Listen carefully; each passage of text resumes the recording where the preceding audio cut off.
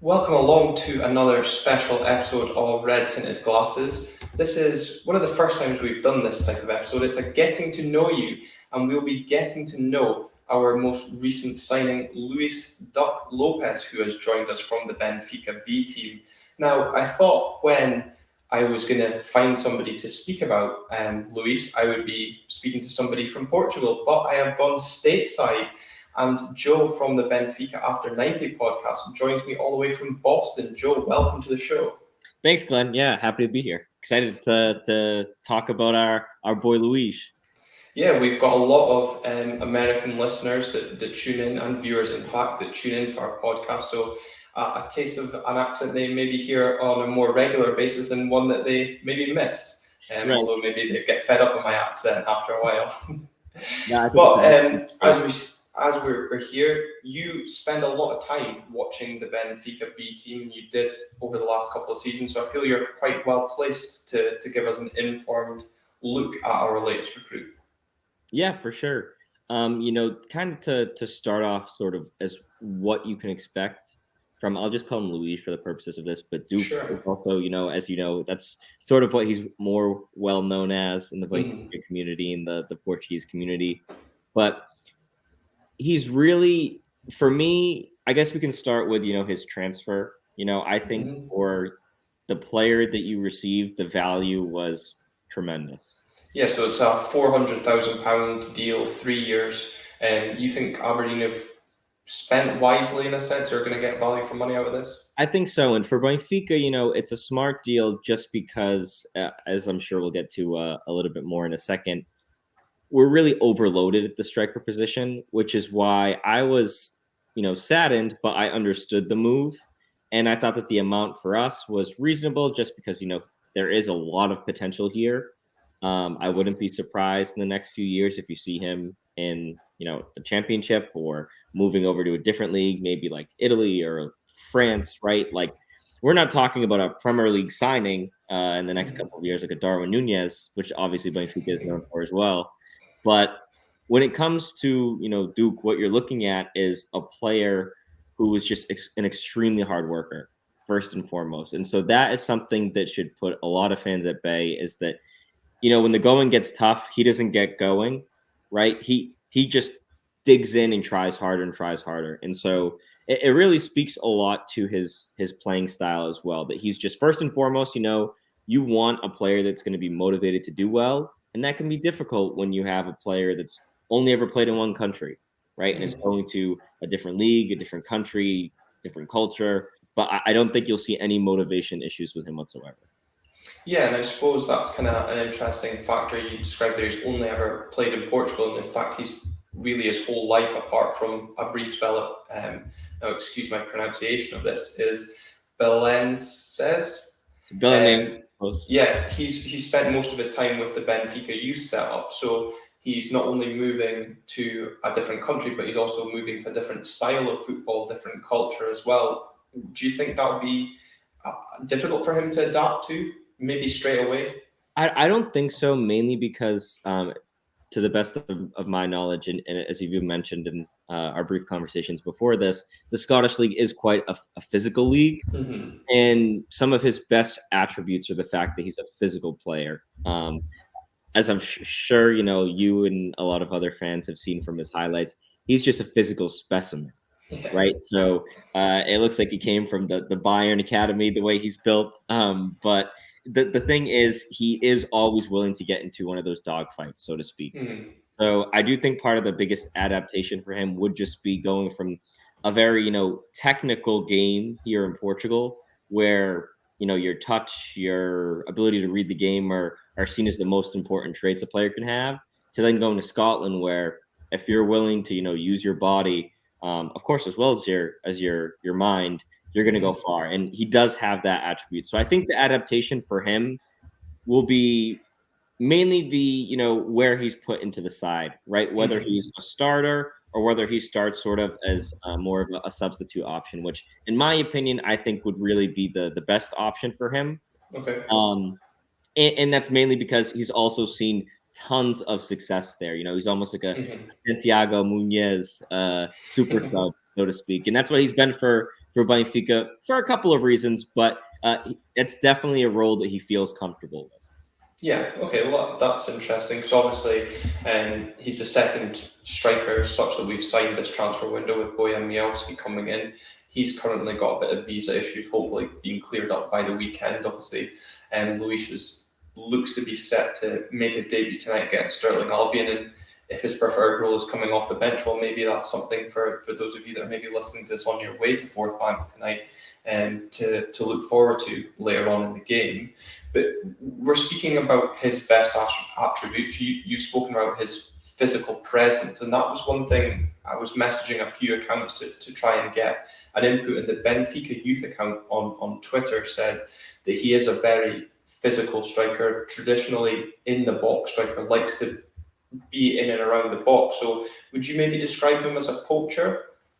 I would say so, especially in the sense that, I really think it works with his hardworking nature in that he does have, let's not put it this way. He's a poacher, right? But of course, being a poacher, there are a few different traits, a few different attributes that you need to have. One of them is, of course, reading the game. So he does have a good read of where he needs to be, especially when it comes to those, final third in the box scenarios. So his ability, his positioning, I would say it's definitely above average, right? I wouldn't say top tier. He's phenomenal, but he definitely there's room for improvement there, but little. He knows what he's doing in terms of where he needs to be, and thankfully, just because of his hardworking nature, he is willing to never give up on the plays.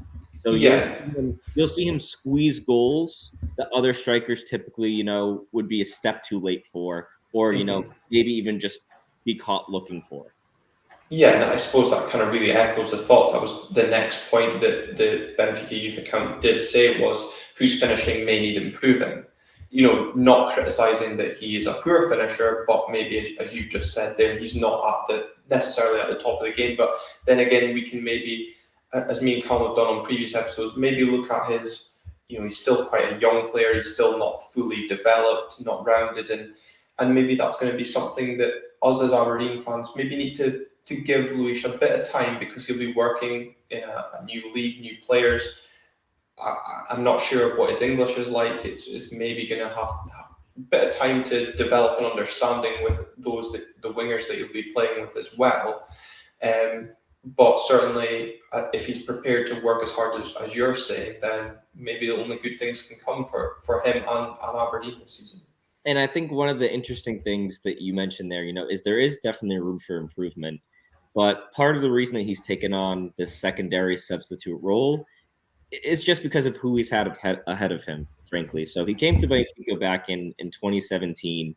And now he's 22 years old. Thankfully, his age is easy because he was born in the year 2000, so he goes in the years, as my grandfather likes to say. But he spent the time this past season behind Henrique Arujo. Glad you did that pronunciation because I was going to have to. So Enrique, you can call him. Yeah. Henrique Arujo, he was actually voted the young player of the season in the second division of Portugal. Okay. Right, and not only did that happen, but he also made his debut for the Benfica first team and scored 2 goals in our last league game of the season. This is for the first team. There's been rumors of Real Madrid wanting him for 50 million this summer. So he's not sitting behind someone who's in a couple of years going to be playing Sunday League. No, he's behind potentially a world-class striker. So that really has kind of brought people down on him in the Benfica fan community, because for us, funny enough, 22 years old is old for a striker. Okay. And that's one of the reasons also why this deal, I'm happy for him as well, because he's starting to realize, this is my time. I am good enough to be the main man on a squad. And that's why I'm excited for his move. He actually just also declared for the Cape Verdean national team recently. And I think this really goes with that same, trend for him, which is, look, I don't want to be here waiting, kind of wasting my time. I want to get to work right away. And I think that this, he captained the side in his first international periods, which is, crazy. But I think he's a player whose head is in the right place. And that all kind of sort of comes back to what you can expect from him. And if it's a slow start, he's a player that you stick with. It's not going to be someone where, we've seen it, of course. Every fan at every club has seen it, where there are players that come in and you see that they're sort of disconnected. That will not be him. Like you said, English, adapting to a new culture, a new language, that will be a challenge for him. But at the end of the day, the game itself, the same ball is going in the same net, and sooner rather than later, he's going to get there. Yeah, absolutely. Patience may be the key. Right. Not something Aberdeen fans are overly known for. But look, we've got to give him time. And, it's interesting hearing you say that, because that was kind of one question I maybe had, was the fact that he has spent a lot of last season behind Enrique. Like you said, he only completed 3 90 minutes. I think there was one 87-minute game he had in there. So do you feel, obviously you've explained why, he was behind who he was behind, and also alluded to the fact that he maybe preferred being that impact striker off the bench, not that it's affected him, because a lot of his goals that he was scoring were as an impact substitute. Do you think, though, his main decision has been going to find more regular first-team football, and he's viewing that as an opportunity here in Aberdeen? Of course, yeah. And, even currently, as I mentioned before, the Benfica first team is pretty overloaded. At this moment, there are some rumors about some outgoing strikers, outgoing deals to be made. But at this moment, we have 6 first-team strikers, not including, Luis. I would consider him a B-team striker. And so, between Yaremchuk, Seferovic, these are players that are starters for their national teams. Then you have Gonçalo Ramos for Portugal, Henrique Rouge. Then we have some other signings there in the mix. There really wasn't any glimmer of opportunity for him, unfortunately, in the first team.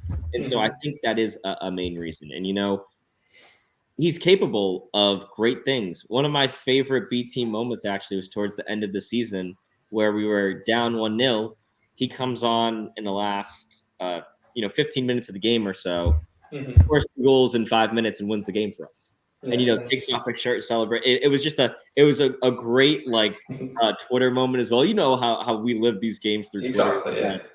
And so everyone was so high and mighty on him, like, oh, I can't wait to give this guy a chance.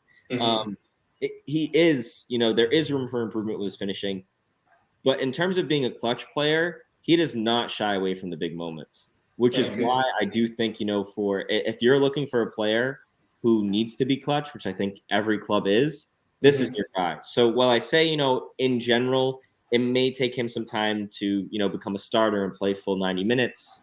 But when it comes to, hey, the last 30 minutes of a match and it's, 0-0 or you need that goal, he is a guy that you can look to with confidence on the bench. And hopefully while he's at Aberdeen, my hope, and of course, I'm sure your hope as well, is that he becomes that starter, right? Because right now for me, he's a fantastic super sub, and I think that's what you can expect from him. But again, I think where you can sort of push his limits as fans and, as a club is just to see him take on that starter role by the end of the year. It's good that you have other signings. I'm sure that there's more depth at the position, but he is primarily that center forward in that poacher. I would classify him as that.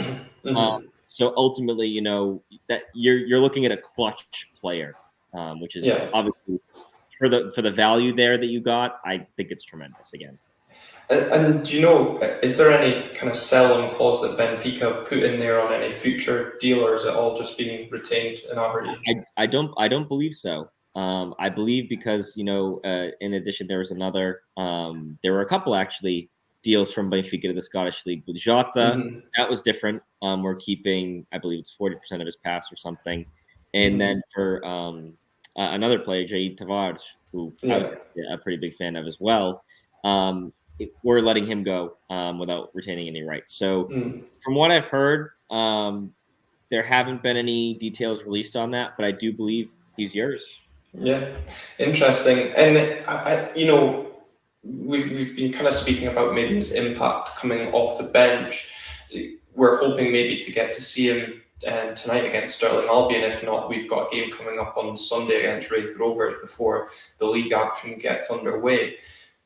Do you think he'll be behind his teammates in terms of that match fitness? We heard from one of our most recent signings, Yilmaz Ramadani, who was doing a lot of work behind the scenes with a personal trainer to keep his own fitness up. Do you think Luis will have been doing the same? Maybe match fitness is not quite there, and because obviously he's missed a large chunk of our own preseason. But in terms of physical fitness, let's call it, how do you think he'll be in terms of coming into Aberdeen? Jim Goodwin did say he has completed in 3 training sessions.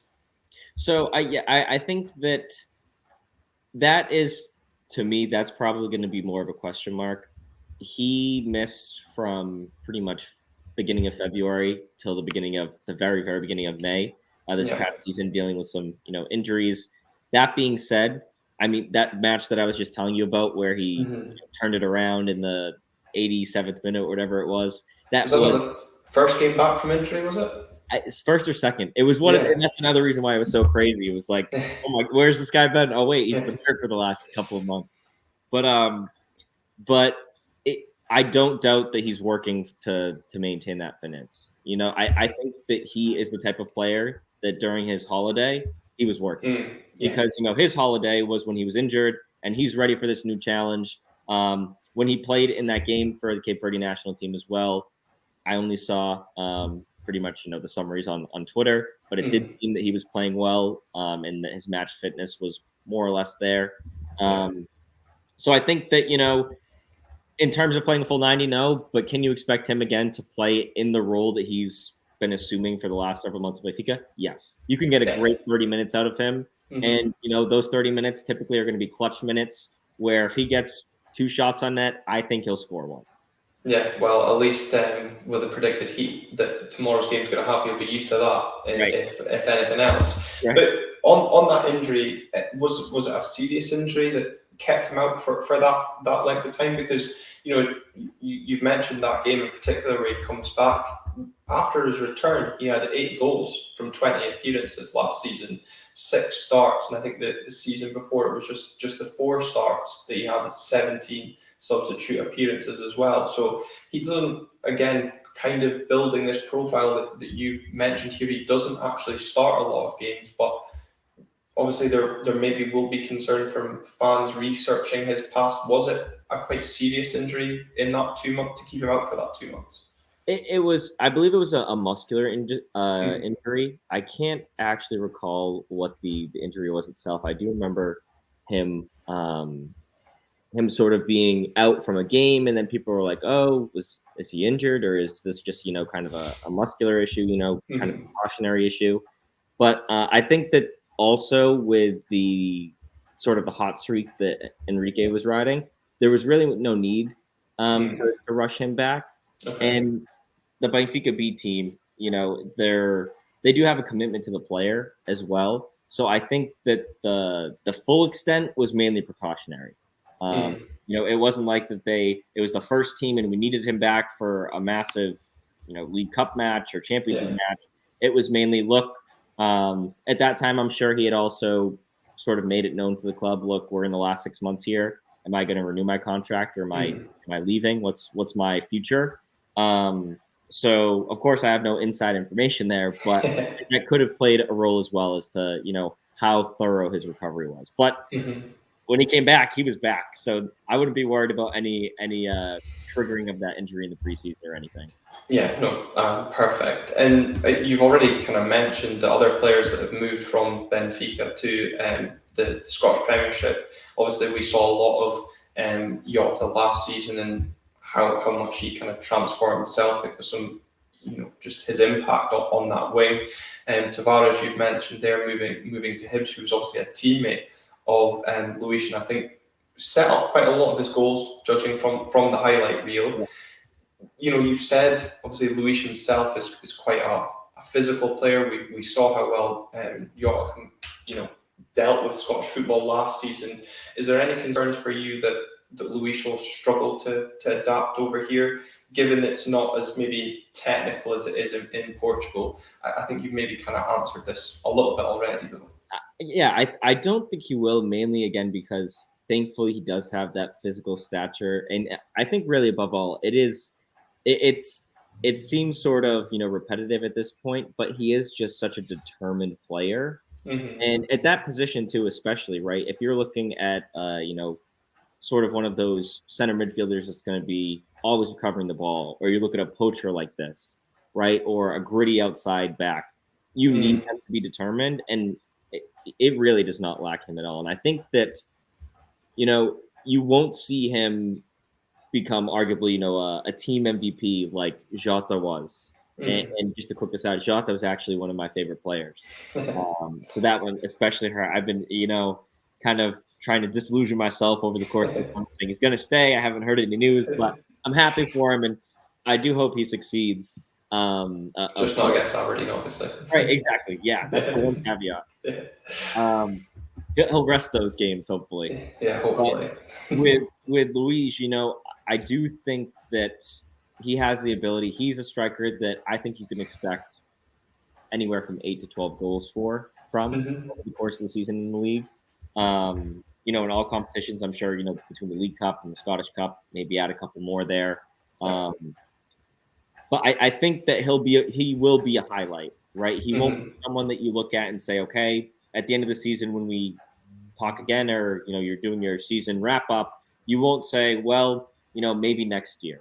Mm. You'll say, okay, we liked what we saw this year. Maybe it wasn't as great as we thought. Maybe it was as great as we thought. But next season is the season he's gonna, explode. This season, I do Yeah. think will be an adaptation season for him. But when I say Mhm. that, adaptation for him is still churning out, around 10 to a dozen goals. So that's not too bad if you ask me. Yeah, I think that would be certainly a good start. Like you say, if you want to call it a development season for him this season, without a full pre-season under his belt, we've got other players that maybe signed it. Vicente Bizao that we signed in January. We were hoping to see the best out of him this season, given he spent a full summer with the squad, getting to know them. Kind of on the last point of say, Christian Ramirez, was our top goal scorer last season. He's the current number one striker just now, but he's out of contract next season, and there's kind of a lot of discussion whether he will stay and see out this year of his contract or move in this current transfer window. And if he does stay, maybe this is an opportunity for Luis to learn, develop his skills in Scottish football, and then we see the best out of him next season potentially. As you've said, if he's going to cause that impact off the bench, because obviously he'll be competing not only with Christian, but also Bojan Miovski as well. And as I said earlier in the episode, still yet to get clearance to play for tonight's game, but we are hoping to see him on Sunday when Wraith Rovers come to Pittodrie. But with that competition in the striker area, Joe, do you think Luis will just bide his time and show that his worth is there up front, or could he be developed into a wide player, a winger, or should Aberdeen just focus on him being a striker? What would be your opinion for those that have said, let's see him as a winger? Because one thing that myself and Calum, who's obviously not joining us tonight, have said on the show is we do need that creative spark on the wing. And I think some people have maybe seen over signing somebody from Benfica. He can maybe play there. Right. Especially when you see Jota and what he's done on the wing, it's like, okay, maybe we struck gold here with him. Exactly. See, I think that's more wishful thinking than anything. Unfortunately, he's played pretty much. I want to say that the better half of the last two seasons at that number 9, that center forward role.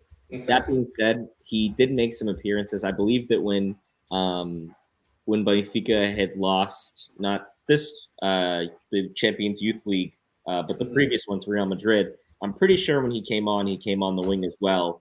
And it's not to say that he won't be effective, and I do think that depending on the Aberdeen system, depending on the way he adapts to the league, it could be that he just so happens to fit there. But he's not a dicey, skillful magician that Jota is. He is really the type of player that comes in, and we have mentioned that his finishing needs some work. Benfica fans also, unfortunately, I'll be a little bit transparent here. We are very critical.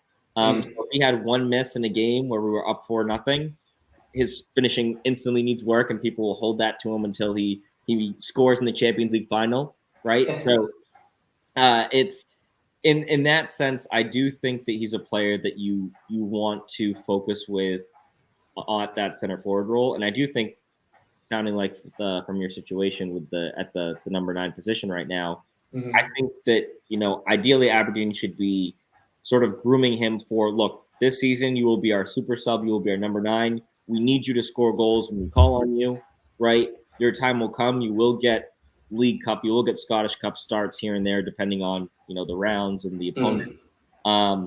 But that's going to be your role this season. Mm-hmm. Substitute for really that super sub where maybe you give him 30 minutes here or there. But the great thing is, unlike Jota when he was at Benfica or many youth products, if you only play him for 15 or 10, 15 minutes, you will still get a product out of him. You won't have to worry about Mm-hmm. burning him and not giving him enough Mm-hmm. touches, or that's not how he plays. Mm-hmm. So in the future, maybe you want to move him to the wing if you really just see great results from your other strikers. But I would lead against that. Yeah, no, that's very interesting because maybe what we'll now see this season is maybe a move more for Marley Watkins moving out to the wing. For those of you that are from an Aberdeen persuasion tuning in, and I think it's fair to say last season we maybe struggled with a plan B when Christian Ramirez wasn't firing, and Marley Watkins, who we still have maybe question marks around his fitness. So to have somebody that, by all accounts from what Joe's telling us on this episode, is if we give him the opportunity 9 times out of 10, hopefully we'll find the back of the net. But Benfica fans are critical. Well, so are we. But I think the overriding thing is most football fans are critical. But we need to be patient and give this guy time to develop into the player because, if Benfica fans think that we've got a steal, then look at what Jota did last season. Maybe Hibs fans are also getting excited listening to you speak about Luis hoping for similar things with Tavares as well. And maybe in a couple of seasons we'll really get to see the quality that he has. Yeah, I think you will, and especially something that will be interesting is to see how his role develops also with the national team. Mm, Um, he is a player who, like I said, just made that commitment to the Cape Verde national team.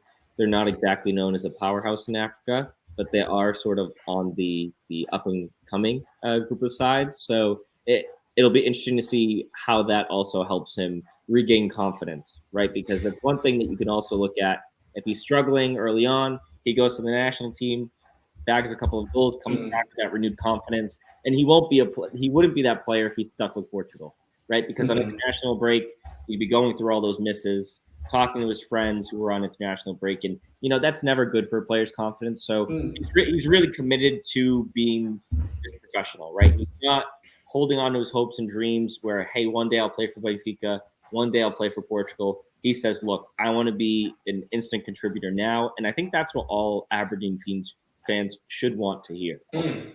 I know that's actually a really good point to kind of end on because we obviously want to have that players that are committed to the jersey want to be here and want to improve us as a team, and it certainly sounds like that. And the international ambition side of things is an excellent caveat because, as you said, it took me by surprise that he captained the team on his debut against Ecuador, I think it was. So, and you're totally right. Strikers are such confidence players. So if he is struggling in Scotland, maybe going away with that national team is the perfect tonic for him to go and get a couple of goals on international duty or to perform well for his country, feel that pride, and come back to Aberdeen with a bit of motivation, a bit of confidence, and then in turn that benefits us domestically.